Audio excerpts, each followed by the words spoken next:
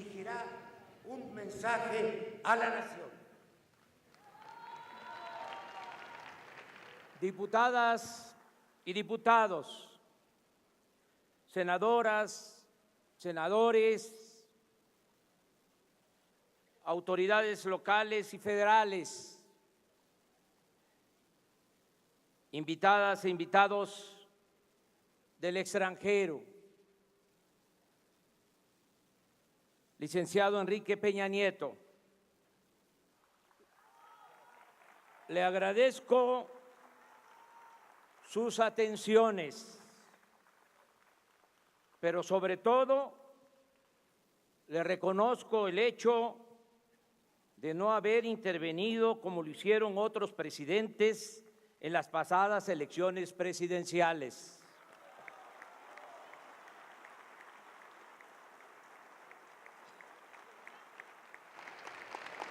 Hemos padecido ya ese atropello antidemocrático y valoramos el que el presidente en funciones respete la voluntad del pueblo. Por eso, muchas gracias, licenciado Peña Nieto.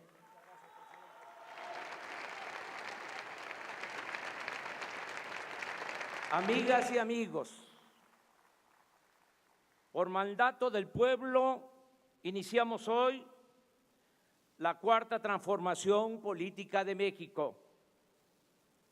Puede parecer pretencioso o exagerado, pero hoy no solo inicia un nuevo gobierno, hoy comienza un cambio de régimen político. A partir de ahora se llevará a cabo una transformación pacífica y ordenada, pero al mismo tiempo profunda y radical, porque se acabará con la corrupción y con la impunidad que impiden el renacimiento de México.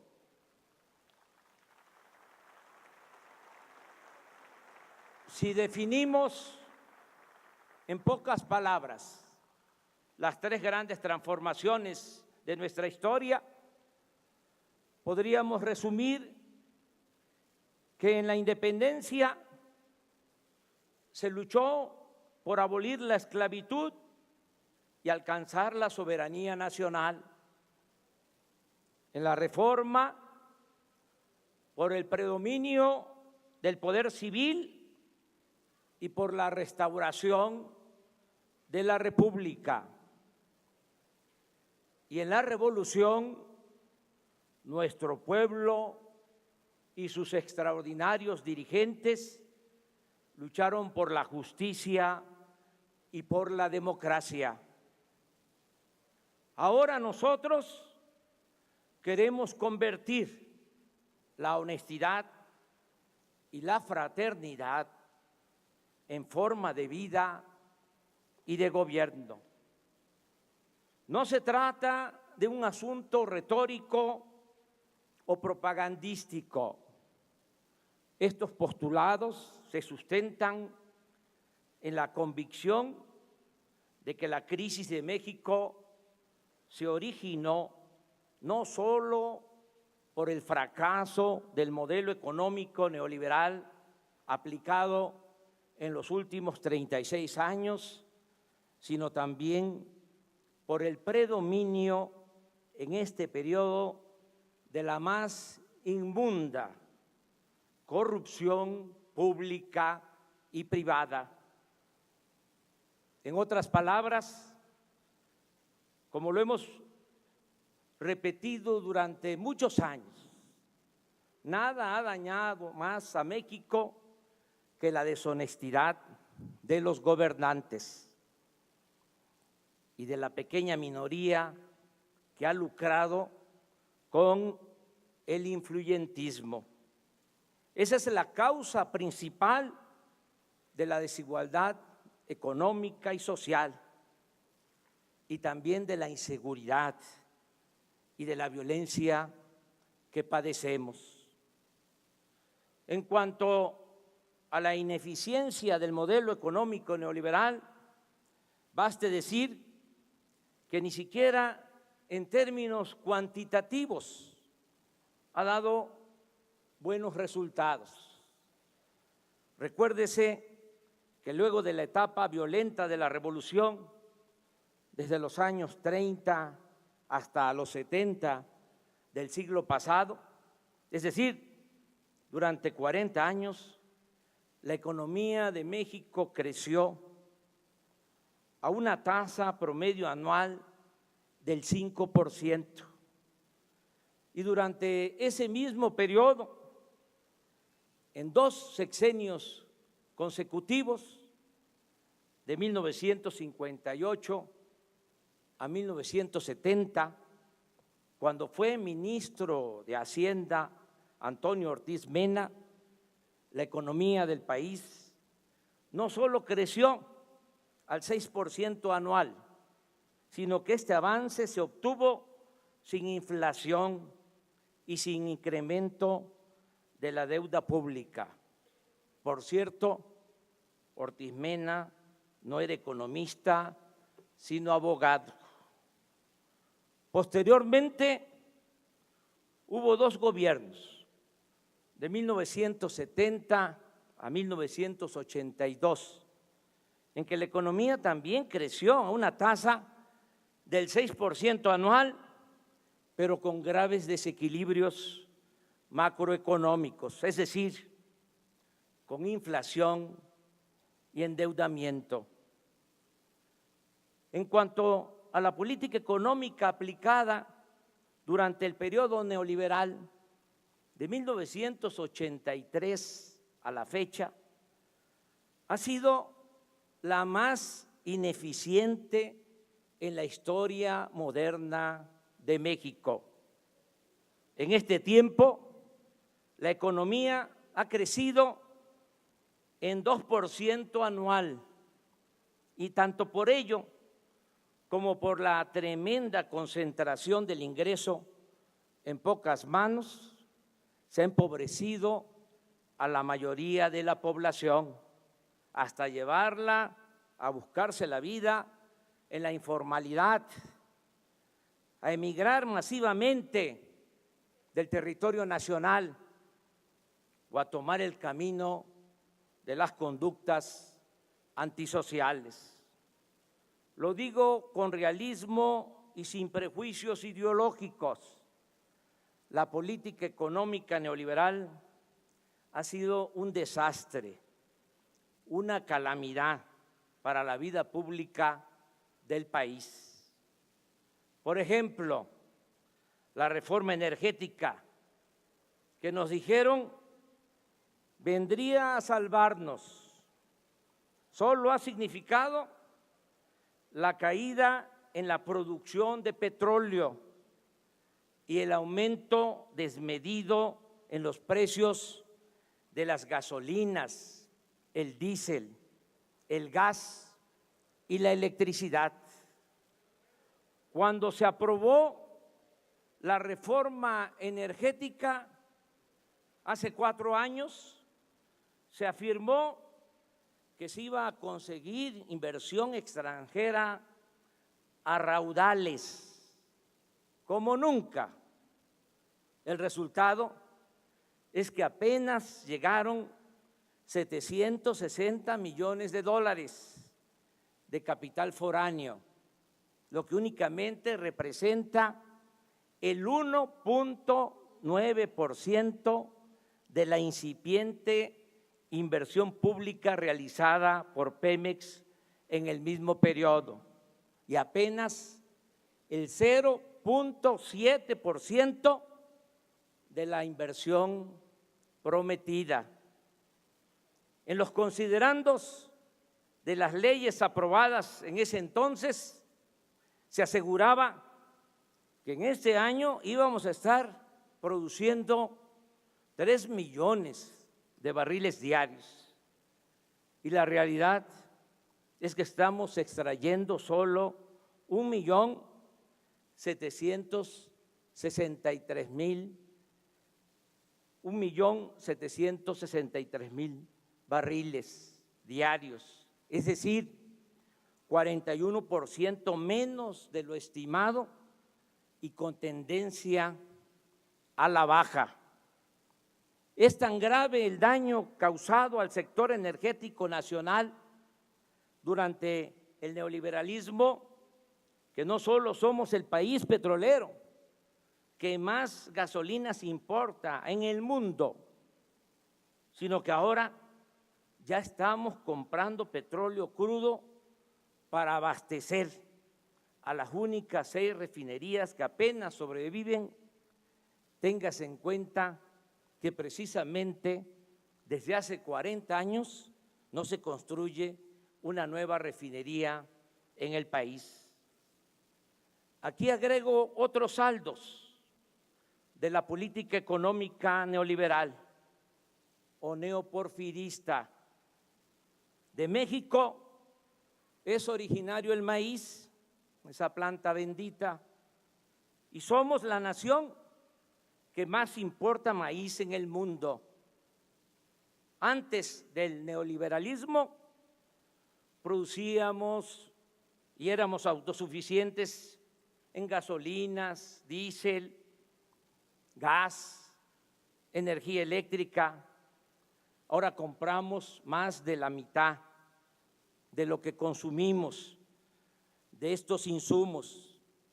En este periodo, el poder adquisitivo del salario mínimo se ha deteriorado en 60% y el salario de los mexicanos es de los más bajos del planeta.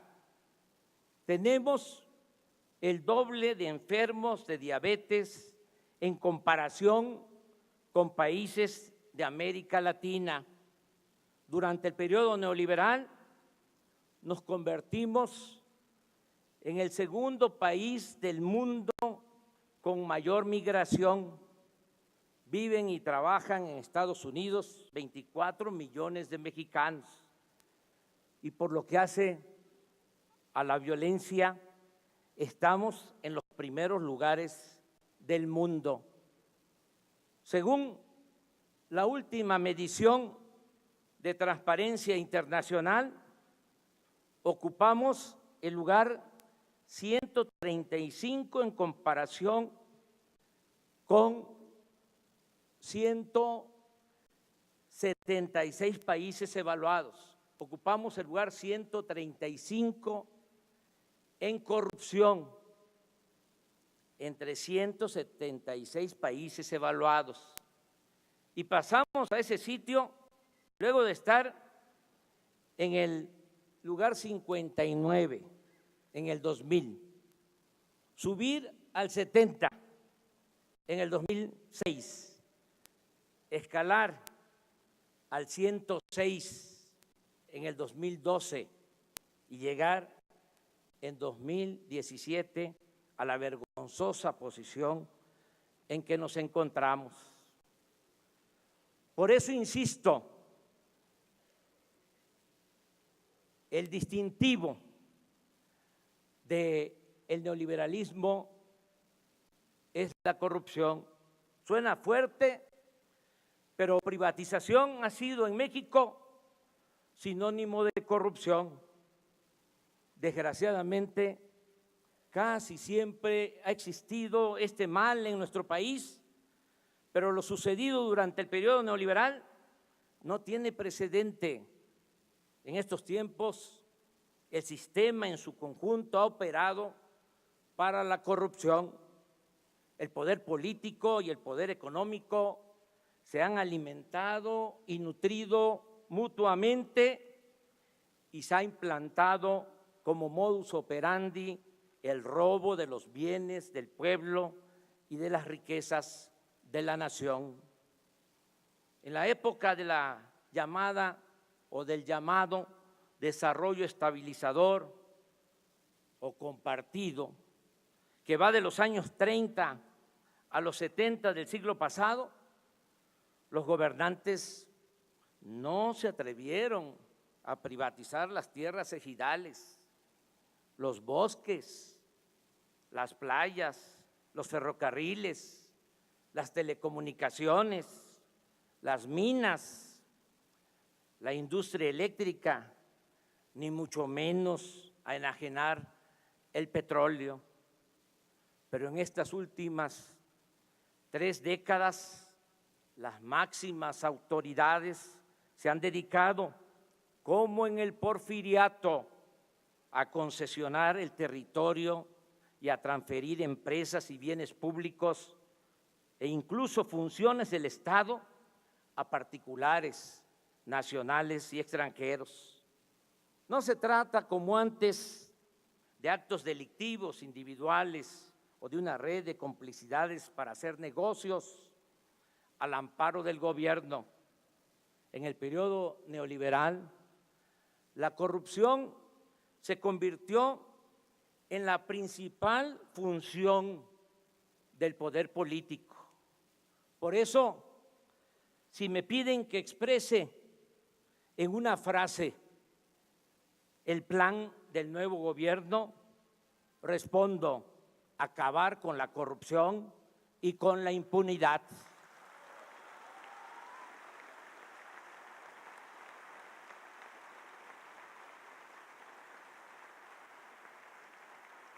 Pero al contrario de lo que pudiera suponerse, esta nueva etapa la vamos a iniciar sin perseguir a nadie, porque no apostamos al circo y a la simulación.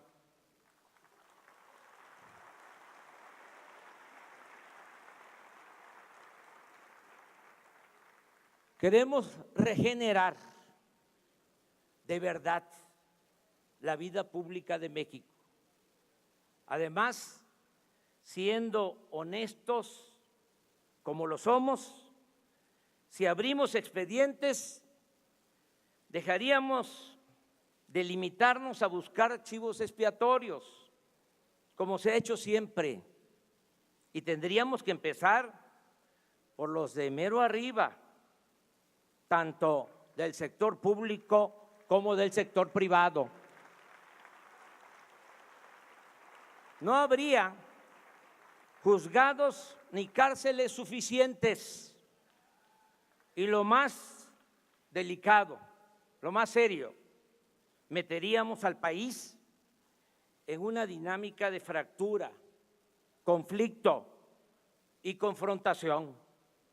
Y ello nos llevaría a consumir tiempo, energía y recursos que necesitamos para emprender la regeneración verdadera y radical de la vida pública de México, la construcción de una nueva patria, la reactivación económica y la pacificación del país.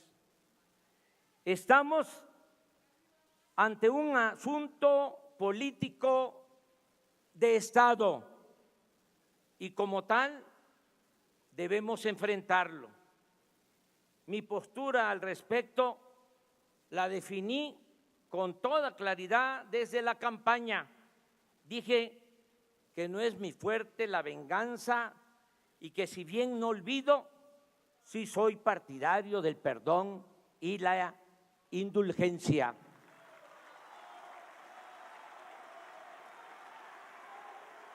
Además, y esto es muy importante, creo precisamente que en el terreno de la justicia se pueden castigar los errores del pasado, pero lo fundamental es evitar los delitos del porvenir.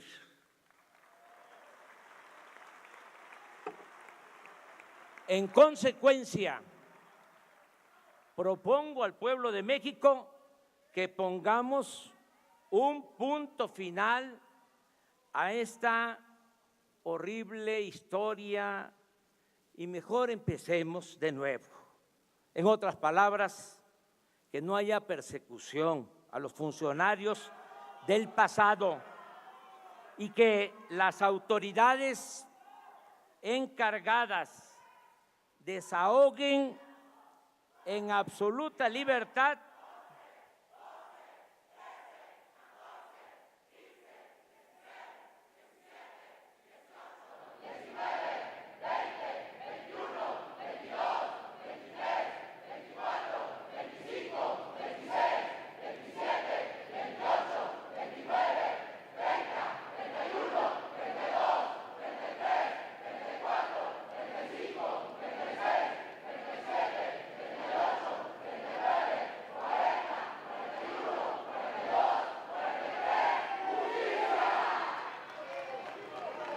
que las autoridades encargadas desahoguen en absoluta libertad los asuntos pendientes. Por cierto, hoy se constituye una comisión de la verdad para castigar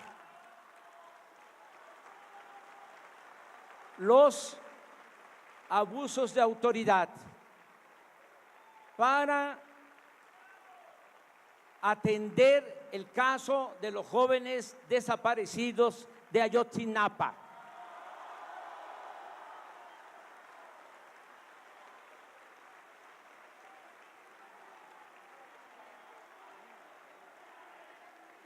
Que se castigue a los que resulten responsables, pero que la presidencia se abstenga de solicitar investigaciones en contra de los que han ocupado cargos públicos o se hayan dedicado a hacer negocios al amparo del poder durante el periodo neoliberal.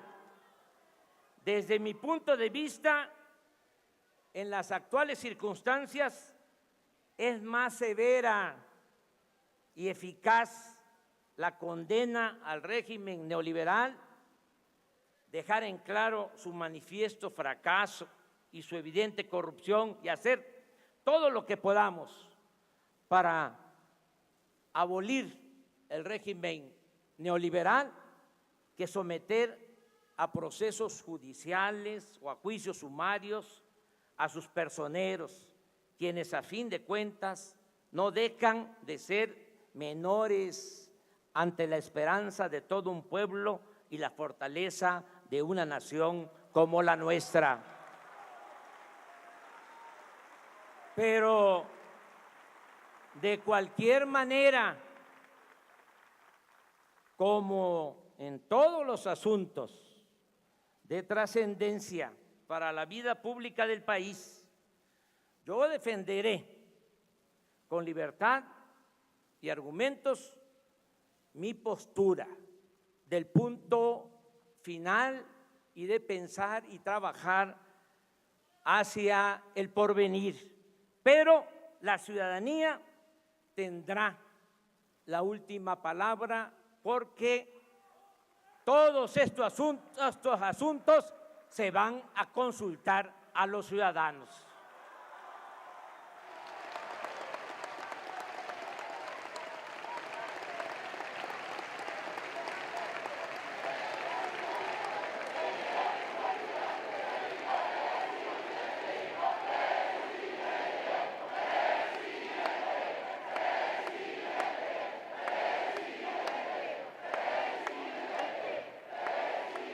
También aclaro que si se acepta mi propuesta de mantener al margen de este asunto al Poder Ejecutivo, tal determinación se aplicará para los de antes y para los que se van, no para nosotros, quienes mantendremos en alto el ideal y la práctica de la honestidad.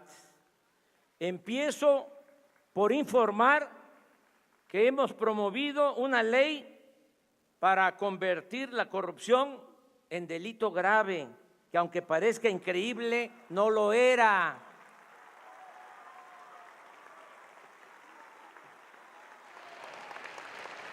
Con apego a mis convicciones y en uso de mis facultades me comprometo a no robar y a no permitir que nadie se aproveche de su cargo o posición para sustraer bienes del erario o hacer negocios al amparo del poder público. Esto aplica para amigos, aplica para compañeros de lucha y familiares. Dejo en claro que si mis seres queridos, mi esposa o mis hijos cometen un delito, deberán ser juzgados como cualquier otro ciudadano. Yo solo respondo por mi hijo Jesús, por ser menor de edad. En cuanto a mi persona, he promovido desde hace años la reforma al artículo 108 de la Constitución para eliminar la impunidad y los fueros de los altos funcionarios públicos, empezando por el presidente de la República, quien ahora, según una iniciativa de ley que hoy, este día, estoy enviando al Senado, podrá ser el presidente de la República juzgado como cualquier ciudadano por el delito que sea, aún estando en funciones.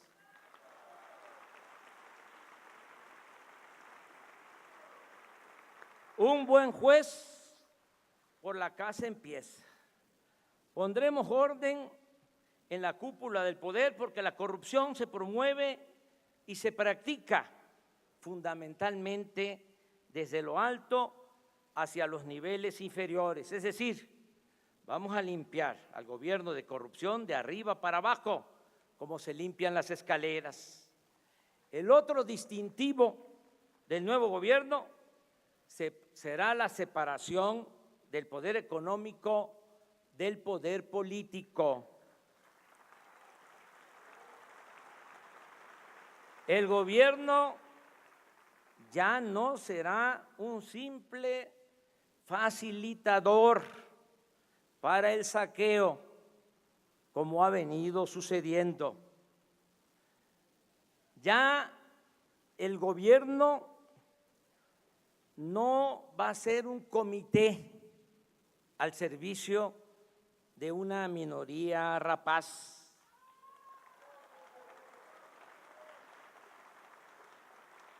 Representará a ricos y pobres, creyentes y libres pensadores, y a todas las mexicanas y mexicanos, al margen de ideologías, orientación sexual, cultura, idioma, lugar de origen, nivel educativo o posición socioeconómica. Habrá un auténtico Estado de Derecho, tal como lo resume la frase de nuestros liberales del siglo XIX: al margen de la ley nada y por encima de la ley nadie. También transitaremos hacia una verdadera democracia. Se acabará la vergonzosa tradición de fraudes electorales. Las elecciones serán limpias y libres, y quien utilice recursos públicos o privados para comprar votos y traficar con la pobreza de la gente, o el que utilice el presupuesto para favorecer a candidatos o partidos, irá a la cárcel sin derecho a fianza.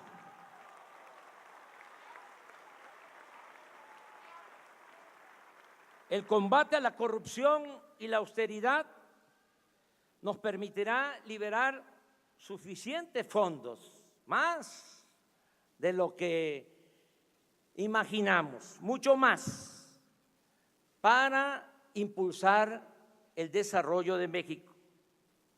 Con esta fórmula sencilla de acabar con la corrupción y de llevar a la práctica la austeridad republicana, no habrá necesidad de incrementar impuestos en términos reales, y ese es un compromiso que estoy haciendo. Ni aumentarán los precios de los combustibles más allá de la inflación. Ahora resulta que los que aumentaron el precio de las gasolinas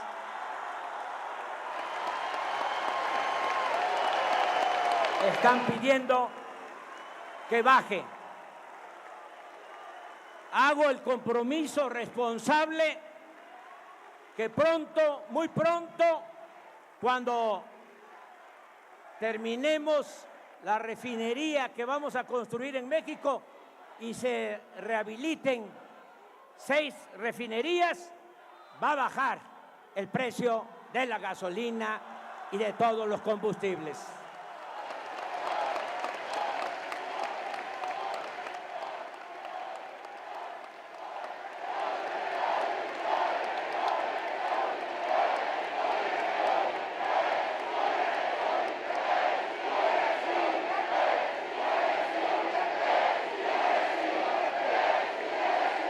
Tampoco que se oiga bien y que se oiga lejos, tampoco vamos a endeudar al país. Cuando terminó el sexenio del presidente Fox, la deuda pública, y esto no se sabe, pero no está de más recordarlo, era de 1.7 billones. Cuando dejó el gobierno Calderón, la deuda aumentó a 5.2 billones, más de 200%.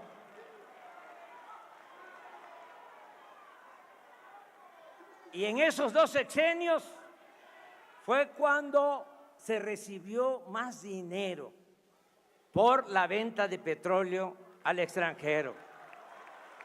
Y todo se derrochó o se fue por el caño de la corrupción. Ahora la deuda es de 10 billones. Nada más para pagar el servicio de esa enorme deuda, tenemos que destinar del presupuesto del año próximo alrededor de 800,000 millones de pesos. Por eso ya no va a aumentar la deuda pública. Ese es nuestro compromiso. No gastaremos más de lo que ingrese a la hacienda pública. Se respetarán los contratos suscritos por los gobiernos anteriores, pero ya no habrá más corrupción ni influyentismo en negociaciones con empresas particulares. Me comprometo, y soy hombre de palabra, a que las inversiones de accionistas nacionales y extranjeros estarán seguras y se crearán condiciones hasta para obtener buenos rendimientos, porque en México habrá honestidad, Estado de Derecho, reglas claras, crecimiento económico y habrá confianza. Reitero también que se respetará la autonomía del Banco de México. Estamos elaborando el presupuesto del año próximo y gracias a los ahorros que obtendremos con el combate a la corrupción y con la aplicación de las medidas de austeridad, Se incrementará la inversión pública para rescatar la industria petrolera y la industria eléctrica. Vamos a impulsar proyectos productivos con inversión pública y privada, nacional y extranjera. Estos proyectos se crearán como cortinas de desarrollo de sur a norte del país para retener a los mexicanos en sus lugares de origen. Queremos que la migración sea optativa, no obligatoria. Vamos a lograr que los mexicanos tengan trabajo, prosperen y sean felices donde nacieron, donde están sus familiares, sus costumbres y sus culturas. Por ello, se construirá el Tren Maya, se sembrarán 1 millón de hectáreas de árboles frutales y maderables en el sur-sureste. Se rehabilitarán, como ya lo expresé, las refinerías existentes y haremos una nueva refinería en Dos Bocas, Paraíso, Tabasco, para dejar de comprar la gasolina en el extranjero. En el Istmo de Tehuantepec se promoverá la creación de una vía férrea para un tren de contenedores de carga y se ampliarán los puertos de Salina Cruz y Coatzacoalcos para comunicar en menos tiempo a los países de Asia con la costa este de Estados Unidos. En este corredor habrá energía eléctrica y gas a precios bajos, así como subsidios fiscales para la instalación de fábricas y la creación de empleos. En 3 años estará funcionando, me canso ganso, además del actual, el nuevo aeropuerto de la Ciudad de México, con 2 pistas adicionales en la base aérea de Santa Lucía. Asimismo, desde el 1 de enero próximo entrará en vigor en la zona libre a lo largo de los 3.180 kilómetros de frontera con Estados Unidos. Esta franja de 25 kilómetros de ancho se convertirá en la zona libre más grande del mundo. Allí se cobrará lo mismo de impuestos y costarán igual los energéticos que en California, en Arizona, Nuevo México y Texas de la Unión Americana. En otras palabras, en esta franja, el día 1 de enero,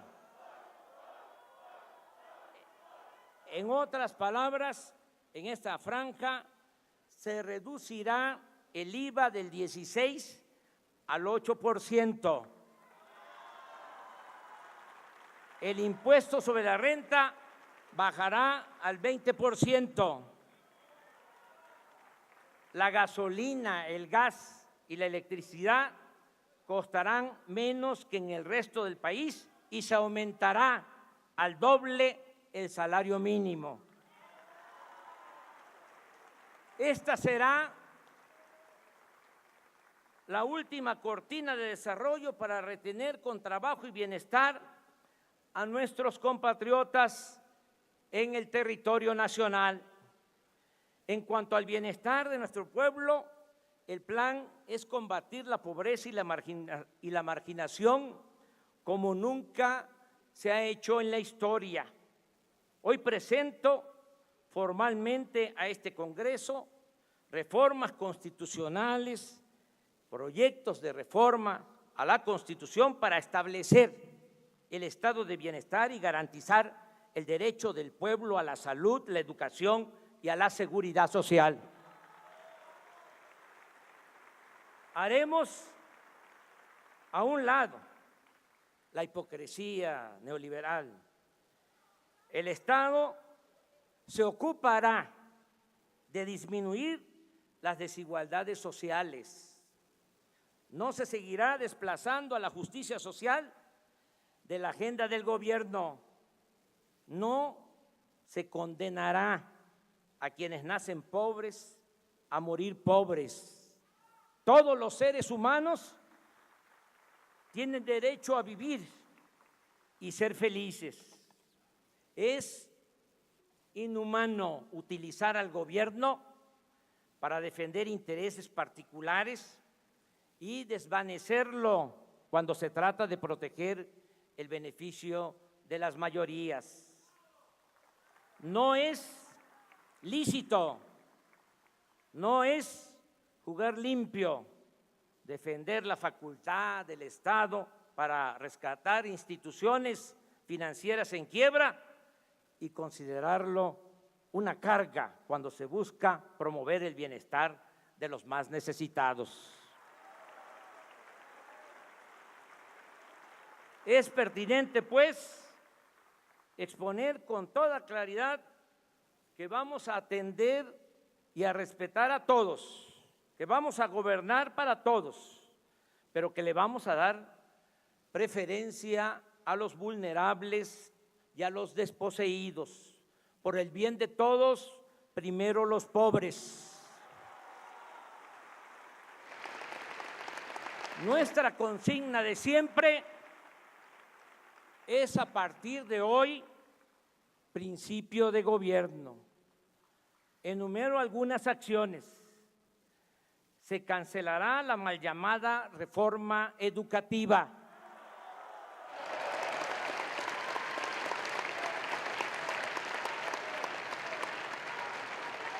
Se creará el Instituto Nacional para la Atención de los Pueblos Indígenas.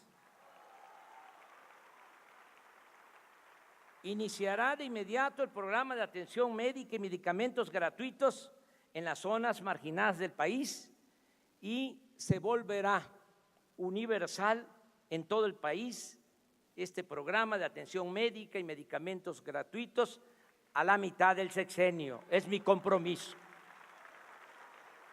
Los aumentos al salario mínimo no volverán a fijarse por debajo de la inflación como llegó a suceder en el periodo neoliberal.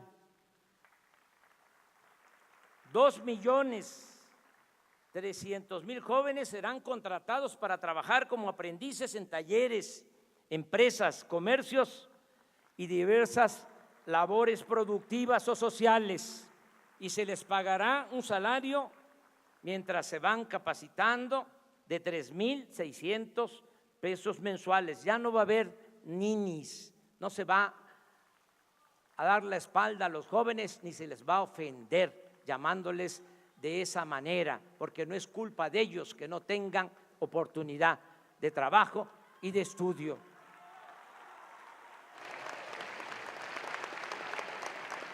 Se otorgarán 10 millones de becas a estudiantes en todos los niveles de escolaridad. Se crearán 100 universidades públicas. Se fomentará el deporte y las actividades artísticas, la ciencia y la tecnología.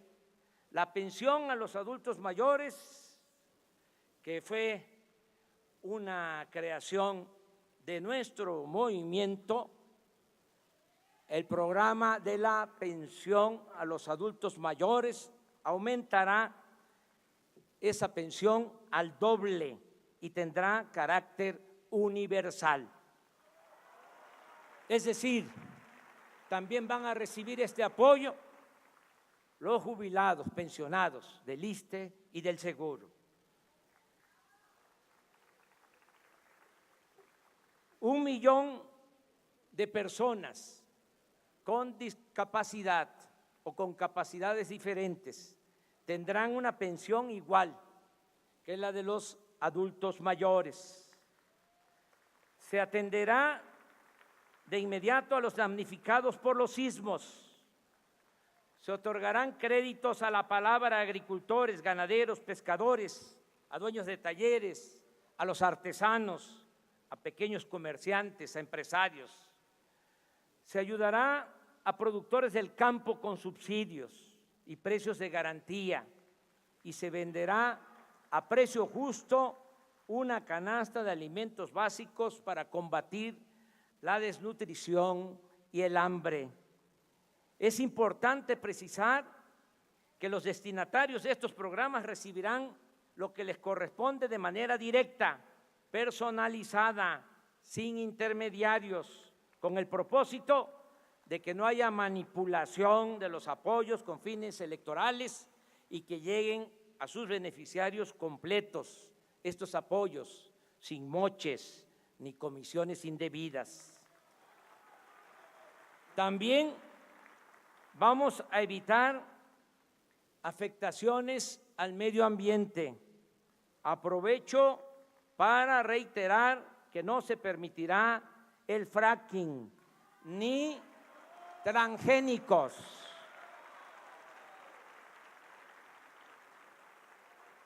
Como se comprenderá, la necesidad de emprender estas y otras acciones explica y justifica el plan de austeridad republicana al que nos hemos comprometido y que, dicho sea de paso, no significa, como se piensa en otros países, un mero conjunto de ajustes en el gasto productivo y social del presupuesto. Aquí lo entendemos no solo como un asunto administrativo, sino como una política de principios, toda vez que implica terminar con los privilegios de la alta burocracia. Juárez decía que los funcionarios debían aprender a vivir en la justa medianía, y nosotros sostenemos que no puede haber gobierno rico con pueblo pobre. Por eso bajarán los sueldos de los altos funcionarios públicos. Ya se aprobó esa ley en este Congreso. En esta legislatura van a bajar los sueldos de los de arriba porque van a aumentar los sueldos de los de abajo. Ya no habrá servicio médico privado para los altos funcionarios públicos. Se destinaban 5,000 millones de pesos nada más para el pago de la atención de servicios médicos a los altos funcionarios públicos. Ya no habrá cajas de ahorro especial para los altos funcionarios públicos. Ya no hay, ya se aprobó esa ley. Nadie podrá viajar en aviones o helicópteros privados a expensas del dinero público. Desde el lunes próximo se pondrá en venta el avión presidencial.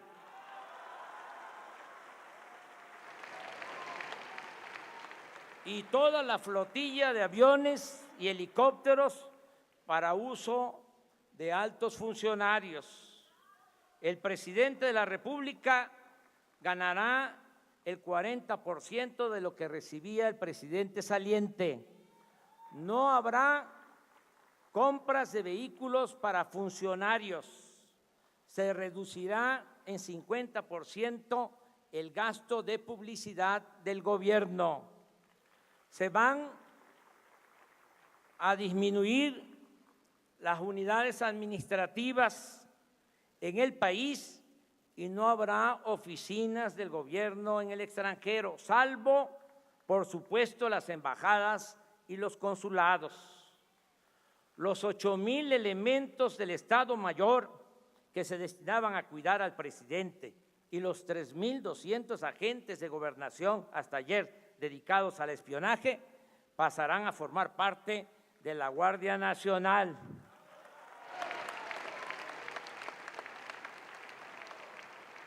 No viviré en Los Pinos y esa residencia oficial ya se abrió desde hoy al público y se integrará al bosque de Chapultepec para convertirse en uno de los espacios más grandes e interesantes del mundo para el arte y la cultura.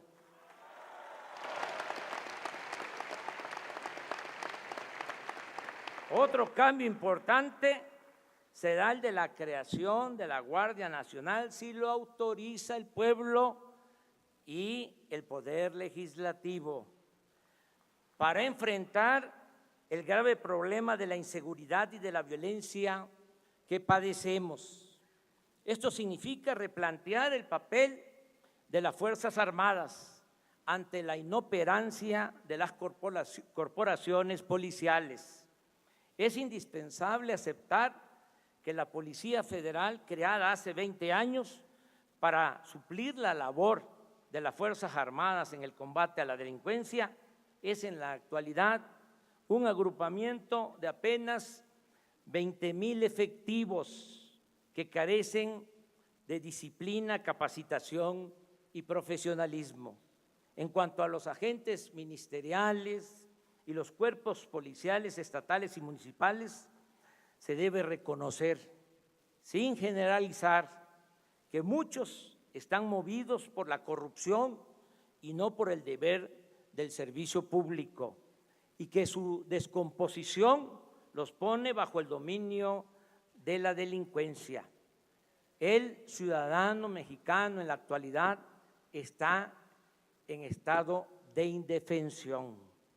No tenemos policías para cuidar a los ciudadanos.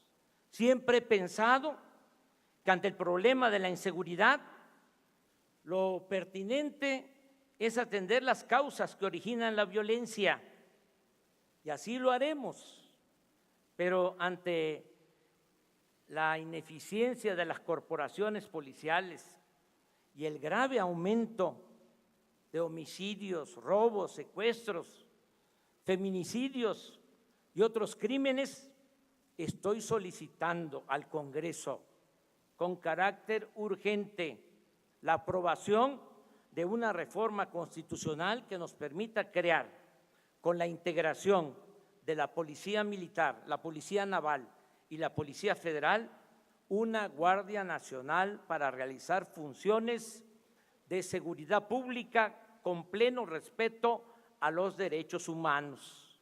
Sé que es un tema polémico, pero tengo la obligación de expresar mi punto de vista con realismo y argumentos. Las Fuerzas Armadas están entre las mejores instituciones de México.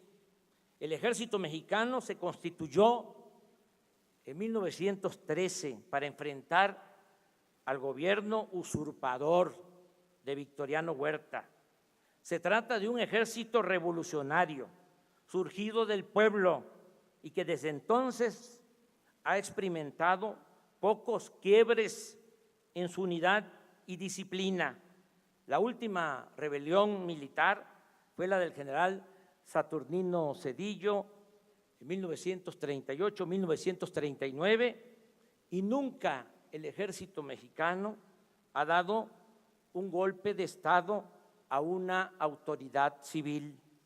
Su lealtad al gobierno y su falta de ambición por el poder económico y político tiene en buena medida su explicación, entre otros factores, en que el ejército mexicano no es un agrupamiento elitista, sino que siempre se ha nutrido del pueblo raso. El soldado es pueblo uniformado. Ciertamente, no todos los militares han ostentado comportamientos intachables, y tampoco debe omitirse el hecho de que el ejército ha participado en actos de represión por órdenes de autoridades civiles. Pero en nuestros institutos castrenses no se han formado minorías corrompidas, como sucede en otros ámbitos del poder, y a diferencia de lo que ocurre en otros países, en México no se sabe de militares que formen parte de la oligarquía. Además, es un hecho que el Ejército cuenta con respaldo de la opinión pública. Es una institución que a lo largo de su historia ha mantenido su profesionalismo y ha sido eficaz, sin duda, en tareas de auxilio a la población en casos de desastre, en terremotos, inundaciones, huracanes, y ha prestado otros servicios a la comunidad. Las Fuerzas Armadas han hecho escuelas, tienen universidades, centros de investigación, poseen disciplina y espíritu de cuerpo, han mantenido su vocación nacionalista, y esto es muy importante, y nunca han estado subordinadas a ninguna hegemonía o fuerza extranjera. Lo mismo puede decirse de la Secretaría de Marina. Téngase en cuenta que esta dependencia se creó en 1940, cuando la original Secretaría de Guerra y Marina se dividió en dos instituciones. Así pues, el Ejército y la Marina pueden ser, previa preparación y capacitación para el respeto de los derechos humanos y mediante la aplicación de protocolos para el uso de la fuerza, las instituciones fundamentales para garantizar la seguridad nacional, la seguridad interior y la seguridad pública. Agrego que el Plan de Paz y Seguridad incluye la creación de 266 coordinaciones territoriales en el país. Todos los días, desde las 6 de la mañana, voy a presidir en Palacio Nacional la reunión del Gabinete de Seguridad, en la cual recibiremos el parte o reporte de lo sucedido en las últimas 24 horas y tomaremos las medidas necesarias. Añado que según nuestras leyes, el titular del Poder Ejecutivo es el comandante supremo de las Fuerzas Armadas, y reafirmo el compromiso de que el presidente de México nunca dará la orden de reprimir al pueblo ni será cómplice o encubridor de eventuales violaciones a los derechos humanos.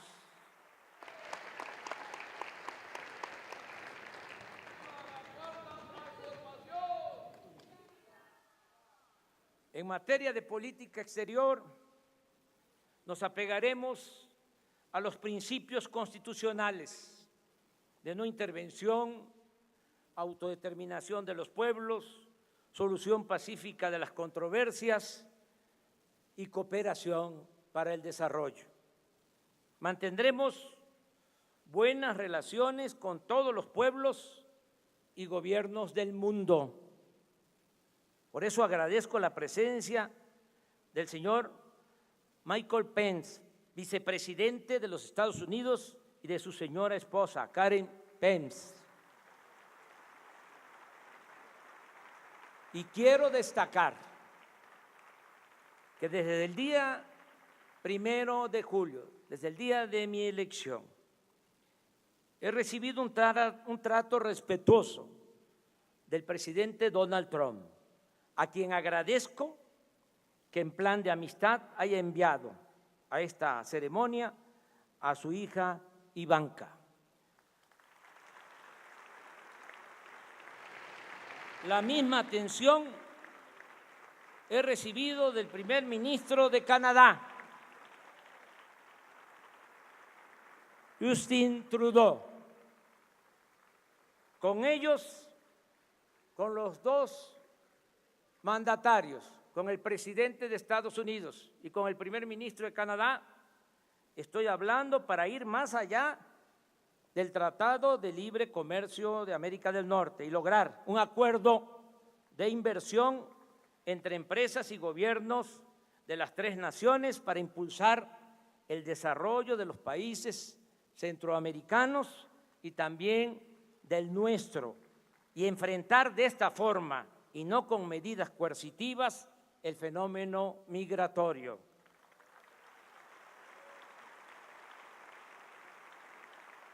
Me da mucho gusto contar con la presencia de presidentes de América Latina y del Caribe.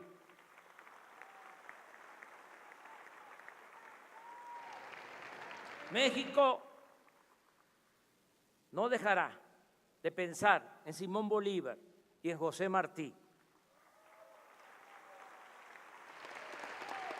quienes, junto con Benito Juárez, siguen guiando con sus ejemplos de patriotismo el camino a seguir de pueblos y de dirigentes políticos.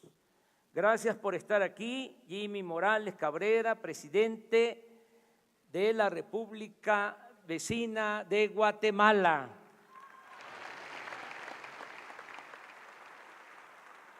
Juan Orlando Hernández Alvarado, presidente de la República de Honduras, y su señora esposa, Ana García. Oscar Samuel Ortiz Asensio, vicepresidente de la República de El Salvador.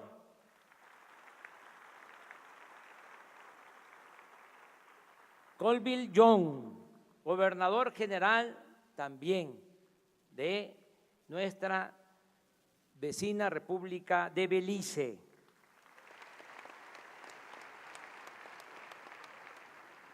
Miguel Díaz-Canel Bermúdez, presidente de los Consejos de Estado y de Ministros de la hermana República de Cuba.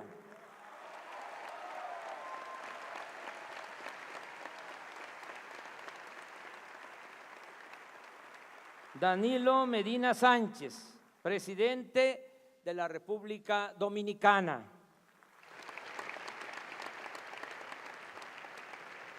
Jovenel Moïse, presidente de la República de Haití. Iván Duque Márquez, presidente de la República de Colombia.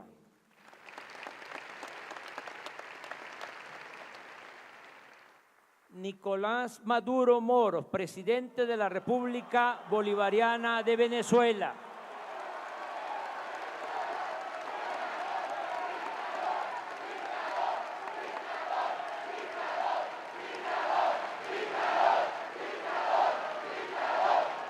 Lenin Moreno Garcés, amigo Lenin, presidente de la República de Ecuador, y su señora esposa, Rocío González.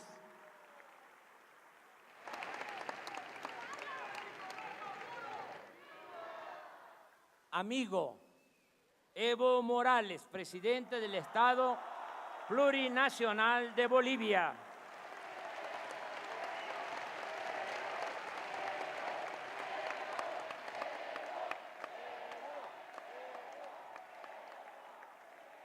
Martín Vizcarra Cornejo, presidente de la República del Perú.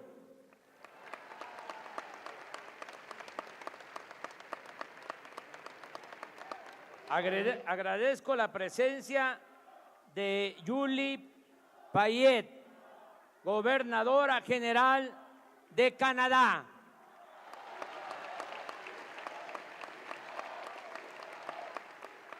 Brahim Gali, presidente de la República Árabe Democrática Saharaui.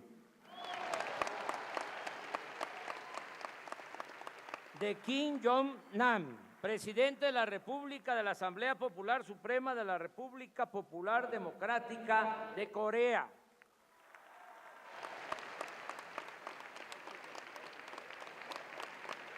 Jen Yuanyu, vicepresidenta de la Asamblea Popular China. También agradezco por los lazos de historia, de cultura que nos unen, la presencia de Felipe VI, rey de España.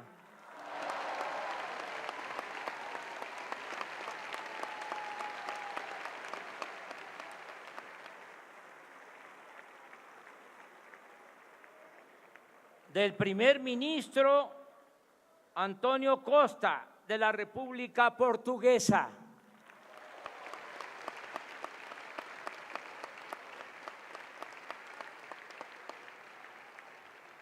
De Eugène Renard, primer ministro y ministro de Asuntos Generales de Curazao.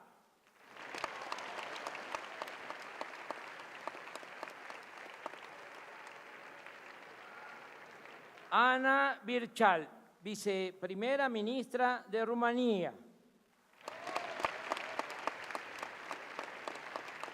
De Lucía Topalensky, vicepresidenta de la República Oriental del Uruguay.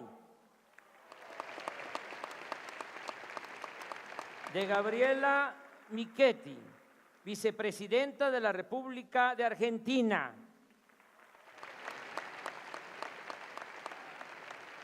De Hugo Velázquez, vicepresidente de la República del Paraguay, y su señora esposa, Lourdes Samaniego. De Claudia Dobles Camargo, primera dama de la República de Costa Rica. Agradezco a muchos representantes de los organismos internacionales, de gobernadores, de autoridades de varios países. Están aquí amigos entrañables como Miguel Ángel Revilla, presidente del gobierno de Cantabria, y su señora esposa, Aurora Díaz. Está nuestro amigo Jeremy Corbyn, miembro del Parlamento del Reino Unido, dirigente del Partido Laborista. Está también un embajador de la poesía y de la congruencia, Silvio Rodríguez, y su esposa, Niurka González.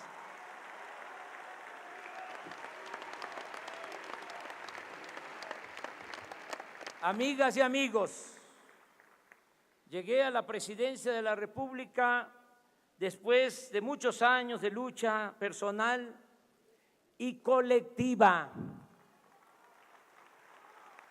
Aquí recuerdo a los que iniciaron este movimiento, a los que sembraron lo que ahora nosotros estamos cosechando. Dirigentes sociales, políticos, muchos que se nos adelantaron, pero fueron los precursores de esta lucha, de este movimiento. Nunca los vamos a olvidar.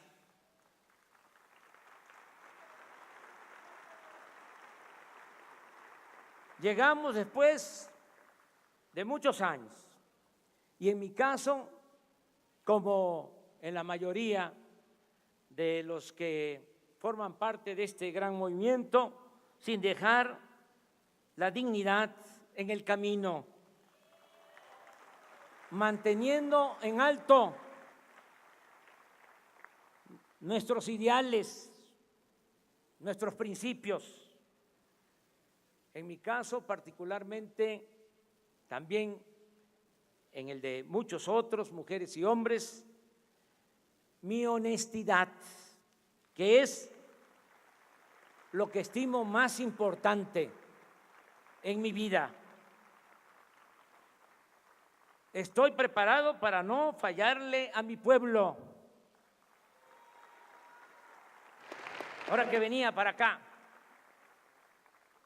se emparejó un joven en bicicleta y me dijo: tú no tienes derecho a fallarnos.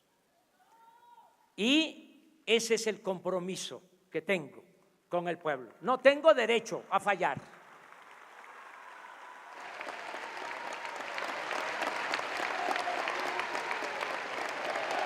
Nada material me interesa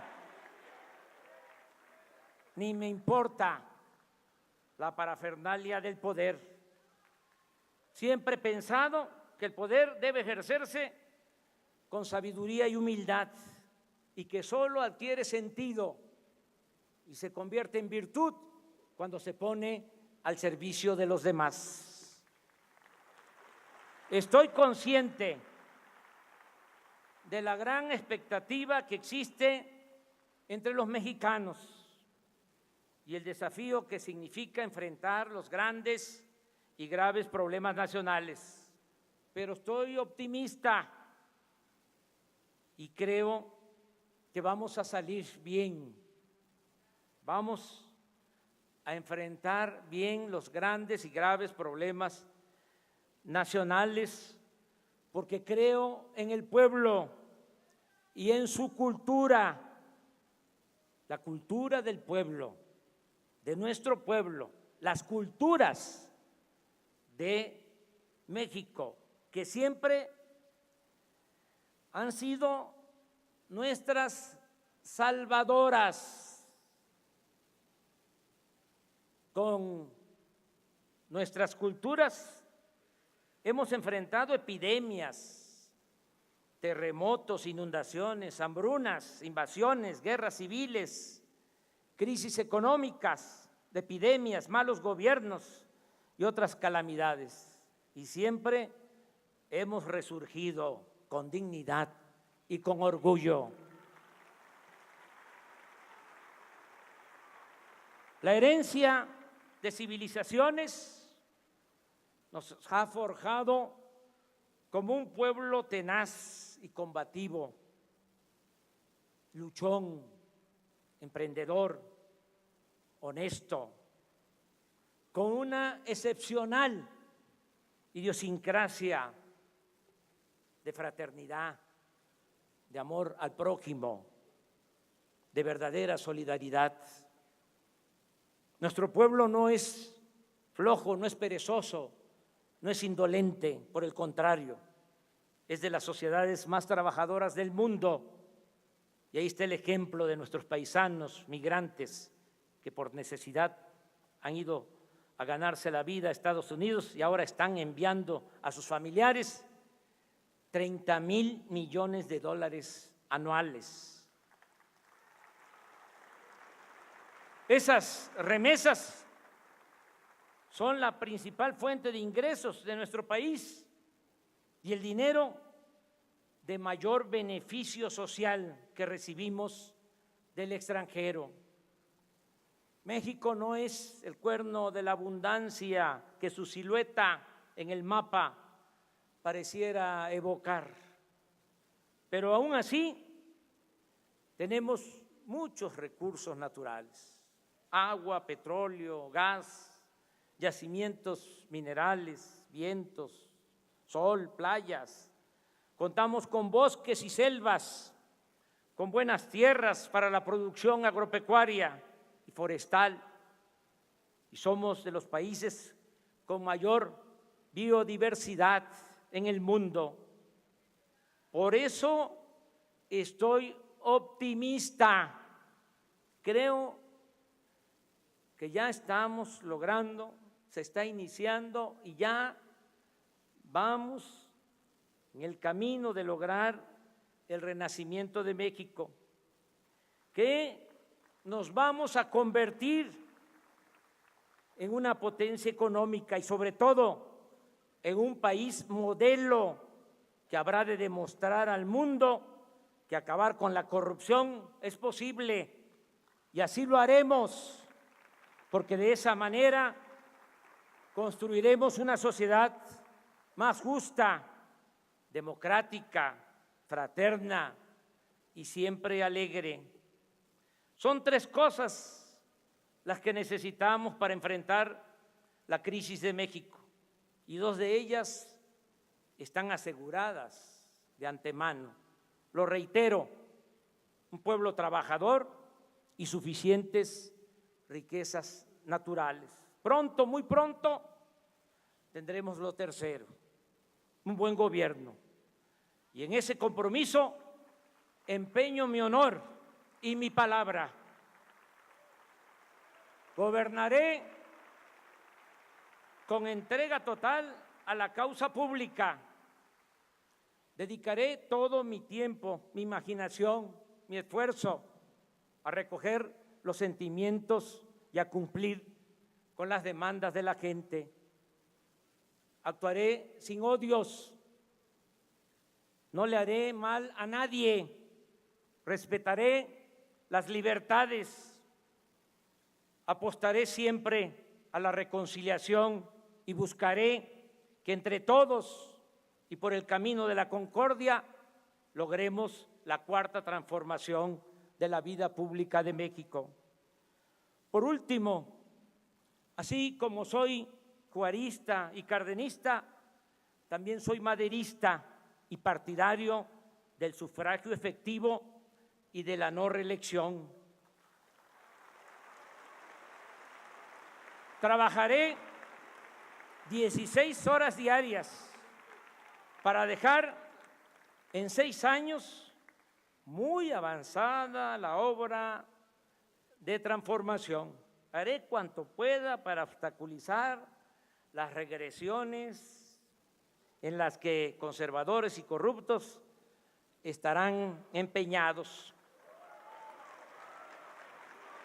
Por eso, aplicaremos rápido, muy rápido, los cambios políticos y sociales para que si en el futuro nuestros adversarios, que no nuestros enemigos, nos vencen, les cueste mucho trabajo dar marcha atrás a lo que ya habremos de conseguir.